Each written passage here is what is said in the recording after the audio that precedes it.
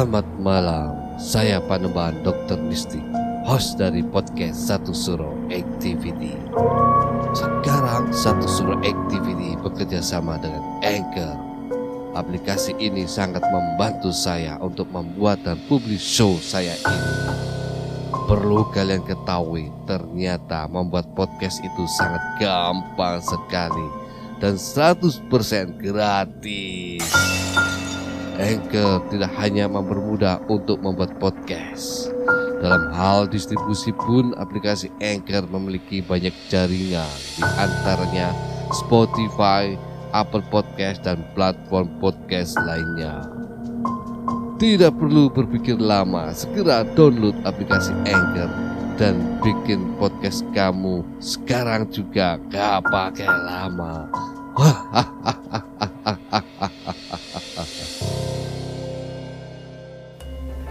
Saat ini Anda mendengarkan podcast Satu Suro bersama Dok Mistik.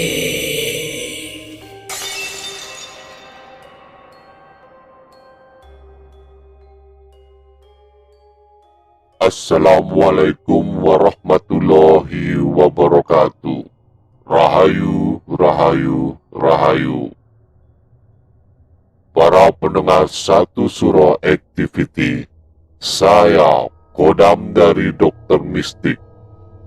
Pada malam hari ini, Satu Suro Activity mempersembahkan segmen Kini Aku Jadi Tahu, memberikan informasi mengenai mitologi bayi bajang.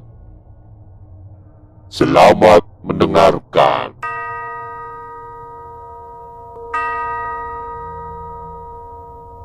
Di dalam mitologi Jawa, makhluk astral terdapat sosok dari bangsa jin.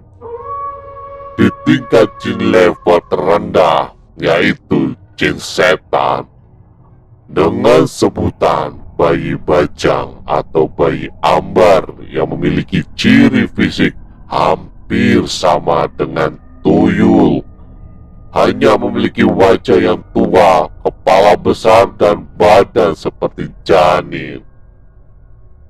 Kemudian sekelompok masyarakat Jawa membumbui hal tersebut dengan cerita-cerita mistis. Bayi ambar adalah arwah dari bayi hasil aborsi.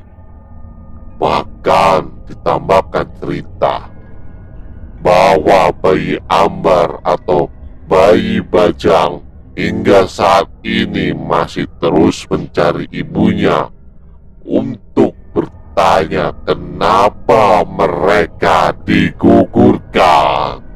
Menurut kabar yang beredar di kalangan dunia manusia, bangsa manusia, bayi ambar atau bayi bajang banyak ditemukan di pertemuan dua sungai, pohon-pohon besar, hutan, dan kota-kota besar yang marak kasus aborsi. Konon bayi ambar juga dijadikan untuk media mencari kekayaan uang secara instan, layaknya tuyul dengan tumbal atau konsekuensi istri dari pemeliharaan tersebut harus mengasuh dan menyusui makhluk tersebut. Sama halnya seperti tuyul, makhluk mistis ini juga memiliki kekuatan mistis.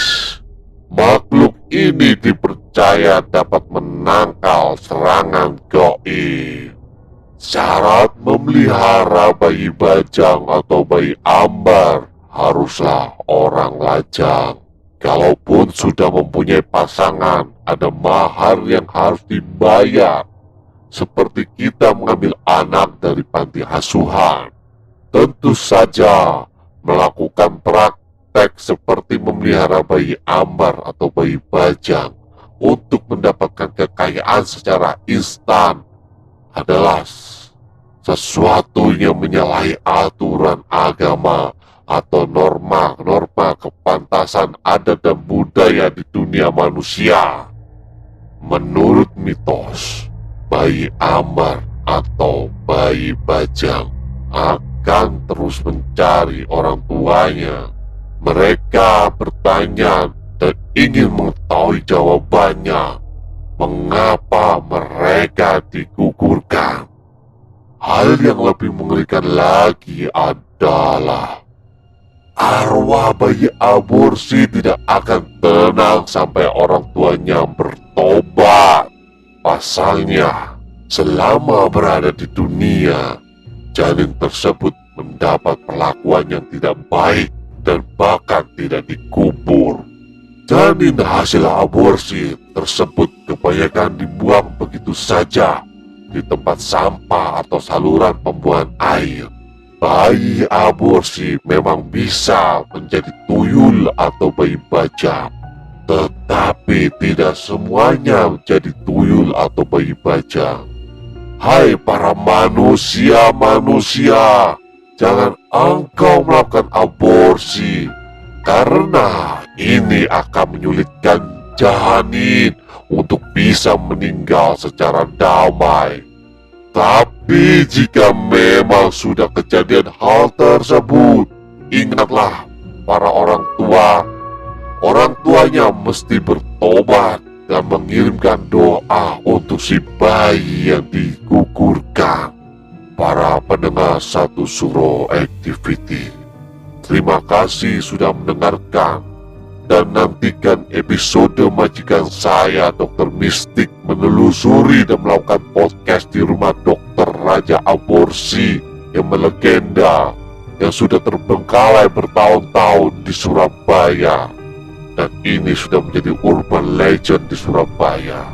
Para pendengar Satu Suro Activity, tetaplah iling lan waspada.